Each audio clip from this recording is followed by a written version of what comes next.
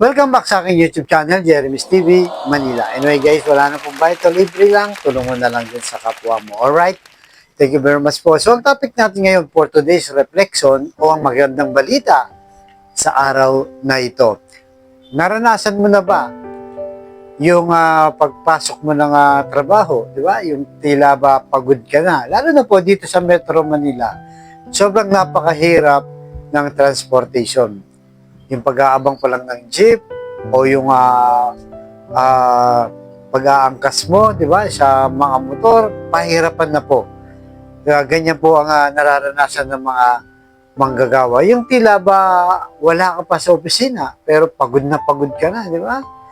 Sabi nga ng iba, bago ka pumasok ng opisina, ay napakaganda mo, pero pagpasok mo mismo ng opisina, zombie ka na kasi sa sobrang pagod mo sa kakabiyahe mo, lalo na, di ba, sa sobrang traffic po dito sa Maynila. So, yun ang madalas na nangyayari, di ba? At tila ba yung boss mo, pagdating mo, hindi nakikita yung effort mo. Kumbaga, ikaw, ginawa mo ng lahat, di ba? Kahit pagod na pagod ka na sa biyahe, para lang makahabol ka sa cut-off time. O yung 8 to 5 ka kung nag-o-opisina ka. So, maraming ganyan, di ba? At makita mo yung boss mo, siyempre, parang nakita mo yung, pag nakita mo siya, ay press na press. Di ba? Hindi alintana yung biyahe kasi palibhasa sila ay may kotse, di ba? At hindi nararamdaman yung pakiramdam mo na tila ba sa tingin mo ay hindi nila na-appreciate, lalo na yung boss mo, o walang nakakapansin sa'yo para lang makatrabaho. Ibig sabihin, parang wapakins lang o mga walang pakialam lang sa iyo.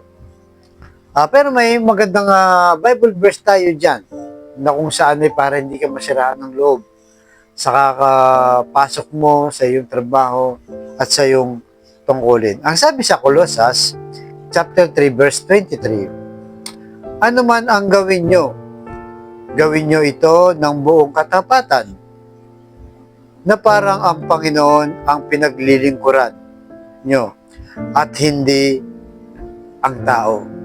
Ayan po guys, napakalinaw, di ba? Kung nagtatrabaho ka daw o sa kahit na anumang paraan, ay gawin natin to bilang paglilingkod sa Diyos. Di ba? Kasi yan ang sikreto po ng fulfillment o yung kasiyahan sa buhay. Kasi kung iisipin mo yung mga pagod mo, yung hirap mo, pagpasok mo sa trabaho, magre-reklamo ka lang, di ba? O hindi ka masisiyahan. Imbes na excited kang pumasok para gawin mo yung responsibilidad mo, yung trabaho mo, nasisiraan ka ng loob o tinatamad ka. Nagiging reklamador ka na, di ba? Dahil nga sa nararanasan mong biyahe. Kaya kung ano man, di ba? Ano man ang yung posisyon, hindi lang naman mga simpleng empleyado, di ba? Hindi lang mga janitor, mga construction worker, mga kasambahay, mga sales lady, even yung CEO, di ba? Pag sinabi mo ng CEO, minsan di naman ko yung may-ari, di ba? O kahit yung mga politician, pag pumapasok ulit sa kanilang opisina, sa ating bayan, kailangan nyo pong gawin yun para maging masaya kayo.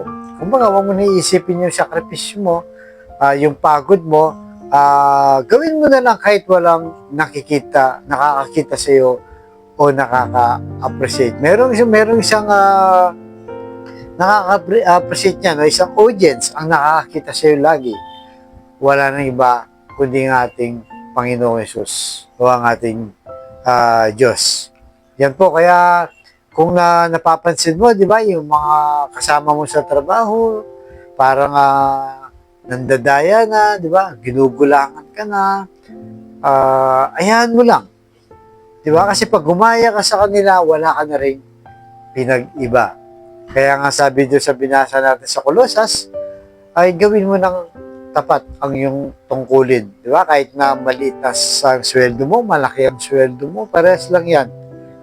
Gawin mo ng buong puso yung trabaho para ka na rin naglilingkod sa Diyos. Di ba? Kahit walang nakatingin. kahit sarili mo lang. Ganun din po ang pagtulong sa kapwa-tao natin, di ba? Kaya may nakakita o wala, gawin mo. Yung iba kasi, yung iba, hindi ko sinasabi lahat. Yung iba po kasi pag tumulong gusto, may camera. Di ba? Na lalo na ngayon, uso, kahit saan ka, may camera, may video dahil nga may mga cellphone. So, minsan, yung iba gusto nilang maipakita sa publiko, lalo na, di ba, yung mga politisyan na kung saan ay kailangan nila talagang ipakita sa taong bayan. Pero pag natapos na yung election naman, wala na angangana ang taong bayan. Ganun din po sa lahat ng uri ng mga empleyado o trabaho o kahit negosyo, di ba? Gawin mo ng tapat ang negosyo mo. Di ba? Kung ano ba, bantay ka sa isang business, huwag kang mangupit, di ba? Kung magkano sahod mo, tanggapin mo kasi yun ang napag-usapan mo. So, ibig sabihin, kung ang gumagawa tayo ng mabuti, nang walang nakakakita, nang walang na-appreciate, nang walang nakakapansin, hayaan nyo lang po. Si Lord, nakikita yan. Laging nakahanda yung CCTV camera niya. Wala po tayong kalusot-lusot sa Kanya. At sinabi rin naman sa Bible verse, di ba? Na kung gagawa ka ng mabuti, di ba, ay ang gantimpala mo sa langit. Pero kung gumawa ka ng mabuti at ibinalik din sa'yo yung kabutihang ginawa mo o yung binigay mo, eh wala ka na matatanggap na gantimpala. Kasi dito pa lang sa langit ay natagpuan mo na o natanggap mo na yung iyong gantimpala. Kaya yan po ang laging ilagay natin sa puso't isipan na kahit na anong ginagawa natin ay gawin natin ng buong katapatan o paglilingkod sa Diyos. Para ano man ang sitwasyon mo, ano man ang rango mo, di ba? Mababa man, mataas o middle, masaya kang pumapasok, ginagawa mo ang trabaho. Dahil alam mo, ginagawa mo yan para sa Diyos. Kaya sa kapatid nating nanonood sa aking vlog, na may matinding problema sa financial, kalusugan at pamilya, sabayin mo ko sa napakasimpleng dasal na kung ikay maniwala at magtiwala sa ating Panginoong Yesus, ay tsak yun pagkakalob sa iyo sa tamang panahon. So tayo manalangin, Lord, i-bless niyo po ang kapatid namin nanonood sa aking vlog ngayon na malubhan na po ang karamdaman. Stage 4 cancer na. At lahat po ng nanonood na may matinding karamdaman, ipuhin niyo po ng iyong mapagpagaling na kamay, kaplusin niyo po, tanggalin niyo po at yakapin ng mahigpit, Lord, para mawala na po ang kanyang sakit na nararanasan. Alam naman po namin na walang imposible sa iyo kung iyong loloobin. At ganoon din po sa pamilyang nasira na nagkawatak-watak dahil sa hindi pagkakaunawaan. Ipuhin niyo po ang kanilang puso na maging mapagkumbaba, mapagpasensya at mapagpatawad. Lalo na yung mapagmahal sa bawat miyembro ng pamilya. Pagbigis-bigisin niyo po muli ang mga nasisira o nasirang pamilya na. Ganon din po sa financial, Lord, na kailangan namin lahat. Lalo na po, yung kapatid namin walang-wala, Lord. Ultimong pambili ng 1 kilo lang ng bigas at ulam. Pinoproblema po kung paano iraraos sa kanilang pamilya sa mag-apon. Alagaan niyo po, Lord. Ingatan niyo po sila at i-bless ang kanilang pamilya. At ganoon din po sa aming lahat na nangangailangan ng pinansyal. I-bless niyo po ang aming hanap buhay para may provide po namin ang pangangailangan ng aming pamilya. At patawarin niyo po kami sa aming mga kainahan at kasalanan. Ang lahat ng ito niling namin sa matamis na pangalan ng ating Panginoong Yesus. Amen. And to God all be the glory. Sa ngalan ng Ama, ng Anak, ng Jesus, Espiritu Santo. Thank you very much po.